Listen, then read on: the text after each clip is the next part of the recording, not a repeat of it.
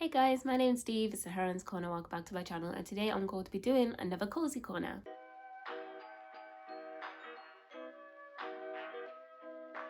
So if any of you guys who don't know, a cozy corner is basically like wrap up, recent reads, TBRs, all in one video essentially. I'm just going to be talking about the books I've read, currently reading, and planning to read. So let's get into it. Of course, I want to start off by saying thank you for 2k subscribers. It was kind of unexpected, like I wasn't tracking my subscriber count like that really, and then like one day I just like opened YouTube Studio. I was like, oh, 2k. I'm like, what? So I didn't really say anything for a couple of days, just in case it was like YouTube glitching, and it wasn't YouTube glitching. So thank you for 2k. Thank you for anyone who's interacted with my channel, shared my videos, shared my content. Just thank you so much for 2k. Like 2k, my mind is blown. Like seriously, it's wild.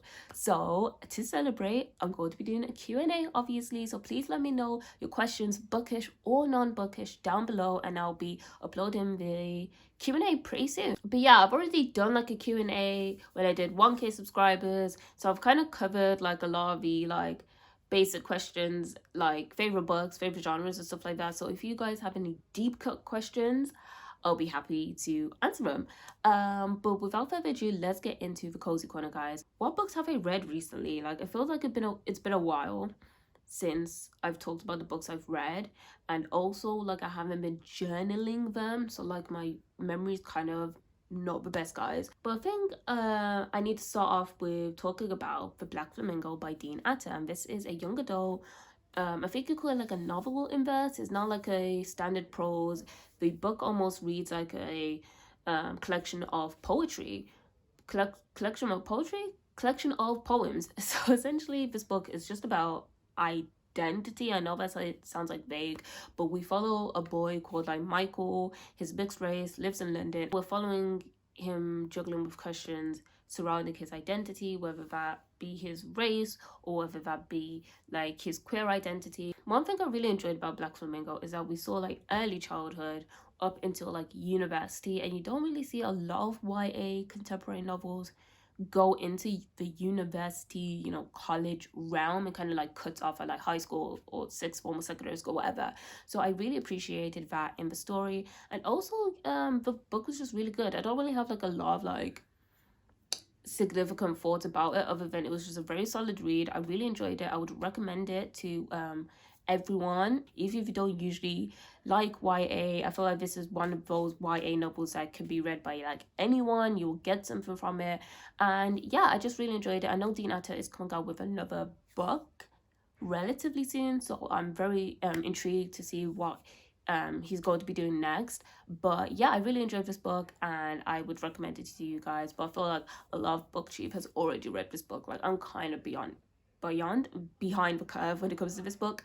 So yeah, I'm very happy that I finally knocked it off my TBR. So another book I read in like the dying hours of January, guys, was In the End It Was All About Love by Musa Okwonga. So In the End It Was All About Love is autobiographical, so we are following this kind of like period in Okwonga's life when he moves to Berlin and he's trying to kind of like figure some stuff out. So this book is about a lot of different things. It's about like trying to find love, it's about trying to find like pride in your own work as a writer, it's about trying to fit into this city.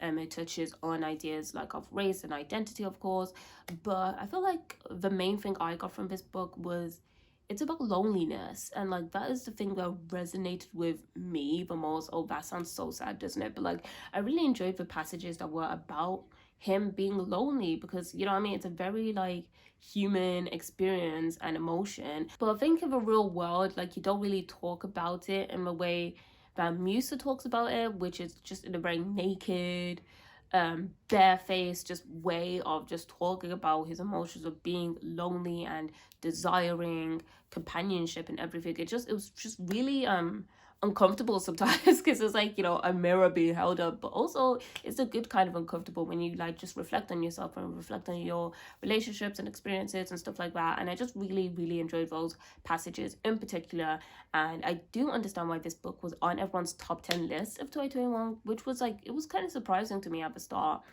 when I was when I was watching those videos, and it was this book that was on those lists and not his other book. I think it's like one of them, and that book is about his experiences of being at Oxford, and being black and being in that kind of environment. And I actually really enjoyed that book, more so than I thought I was going to. But yeah, I really enjoyed it. But it in the end, it was all about love that was on all the top 10 lists. So I was like, I need to read this book. And I'm very, very happy I did. I just really loved the tone of it. I just really loved the tone and what it was exploring. And if you guys have any recommendations for me, like of books around that kind of topic and tone and so on and so forth, like please let me know. I feel like I'd love to read more just like autobiographical stuff in this kind of snapshot focus type of way. Like I feel like I would really enjoy that space in literature, essentially. And that was the last book I read in January. So in February, it's obviously Black History Month in the US, and I'm making an intentional effort to read African American authors this month. Of course, I read African American authors and I read like black authors all the damn time, but just this month I wanted to be intentional with picking out African American authors. So the first book I read was Memphis by Tara M. Stringfellow. Why was I forgetting that? I did a whole review on my channel, so just check that out for all my in-depth thoughts. And this is an arc that I received by the publisher, and this book is essentially about a black family living in Memphis over the generations, and in particular we're focusing on the female members of this family. And yeah, like the one thing that I really just loved about this book is that it's centered black humanity, and while there is a lot of like pain and trauma happening in this book, it never feels like it's the centerpiece. The centerpiece is always like black humanity and just relationships and strength and love. Like there's just something good that was always anchoring it, and it was always the focus, you know what I mean? And I really enjoyed that about this book. And also it's just a stellar debut, written so well. I'll read anything else Tara M. Stringfellow is going to put out because it's just amazing. It's a very amazing book, and it reads like poetry sometimes, and I just loved it. I just really loved it, and it just gave me the feeling of just like oral storytelling traditions. If you want to know my in detail thoughts, please just watch my review so you can get them. Yeah, the next book I read in the month of February was Jacqueline Woodson's Red at the Bone, and essentially the story is about how two black families from very different class backgrounds are united by this unexpected pregnancy. And this book jumps around a lot from different perspectives, different time periods, so it's kind of a lot to handle. You need to kind of focus. Like the book doesn't make it easy for you to kind of like digest stuff. I feel like you do need to focus, because even at the start of chapters, like they don't even put like the name of the character's perspective. Like you do, you know, understand like which character you're following like after a while, but like I don't understand why they couldn't just put the character's name at the start of chapter. But anyway, I did enjoy this book. I didn't love this book, I'm not gonna lie. I did not love this book, guys. And I don't know if my critique is fair, but essentially I just wanted more from the story. I feel like you had a lot of potential to really flesh this out, and I feel like it just wasn't fleshed out enough for me, which made it harder for me to connect with the character, to connect with this situation, to understand clearly what's going on. I feel like some things are almost made like too vague, and it's like, okay, like, you know what I mean? Sometimes I finish a chapter, I'm like, okay, like, I don't know, I just feel like I wanted more. But other than that, like, it is a very well written book. I really loved the way it was written, just like when we're talking about like sentences, you know, words and stuff like that. Just like I really loved how it was written. But just overall I wanted more oomph, and I didn't get that. And because the book had the potential to give that oomph, I'm kind of frustrated that I did not. But I would recommend this book, like, definitely, and I'm looking forward to reading another Jacqueline Woodson book. She really does have a way with words. But yeah, that's it. Now let's talk about the books I'm reading next, guys. So I'm actually in the middle of James Baldwin's Dark Days, or like this is a title of one of his essays. This Penguin Modern mini classic has Dark Days, The Price of a Ticket, and The White Man's Guilt.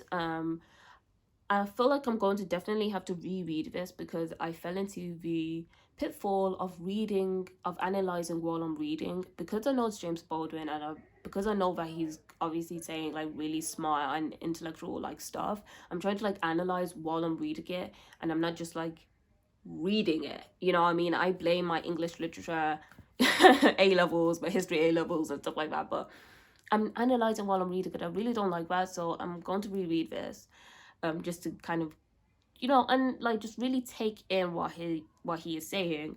Um, and also, I've never read any James Baldwin before, guys.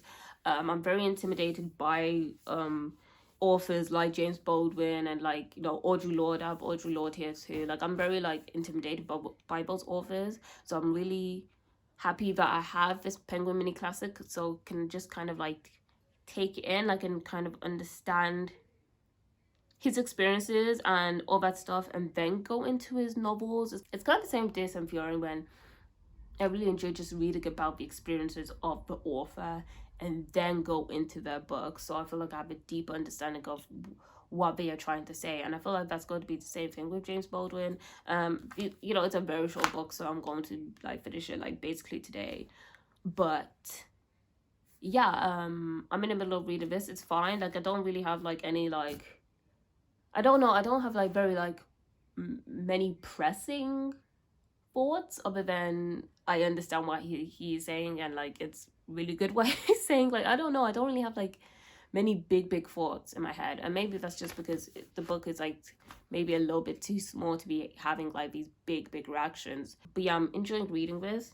So yeah, I do have Audre Lorde here, The Master's Tools Will Never Dismantle the Master's House. I'm planning to read this, and Martin Luther King's Letter from a Birmingham Jail next. They're very short reads, and hopefully I could get through these pretty quickly. I mean, they say they're short reads in it, but the writing is kind of small. But anyway, I'm planning to read these two next, and then I'm not sure what I'm reading after these.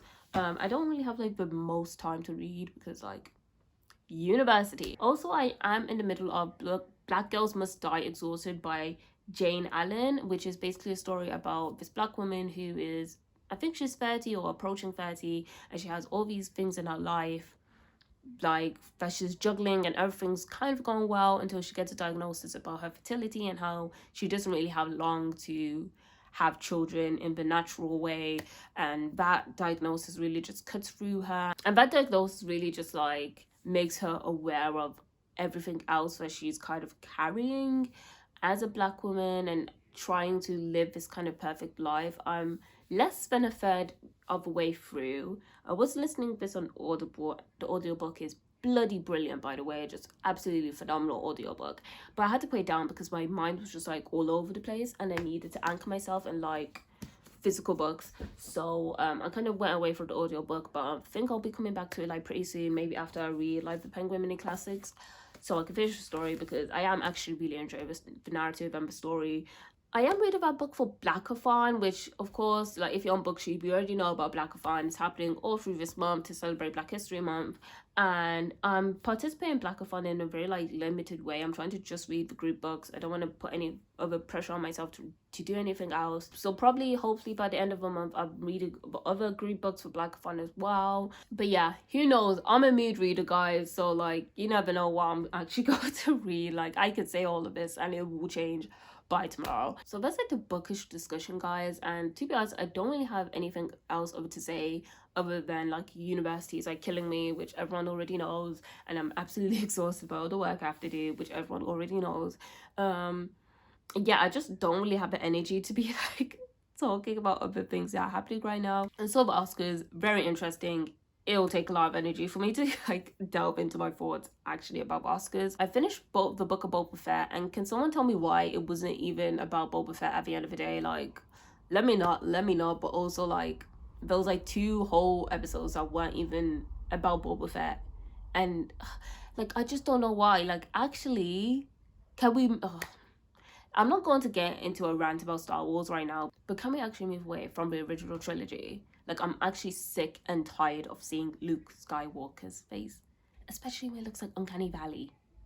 But anyhow, again, I just don't have energy to be talking about anything else on my channel at the moment. Let me just talk about the books. Let me read the books, and let's talk about the books. But that's it, guys. That's all I really want to say in this video. Please remember to submit a question for the Q&A. I'll be filming that pretty soon, so get your questions in fast. Also, please remember to like this video, subscribe to my channel, look at my review for Tara M. Stringfellow's Memphis, of course, and let me know down below what books you're currently reading for this month. But I'll see you guys soon in another video soon. Bye.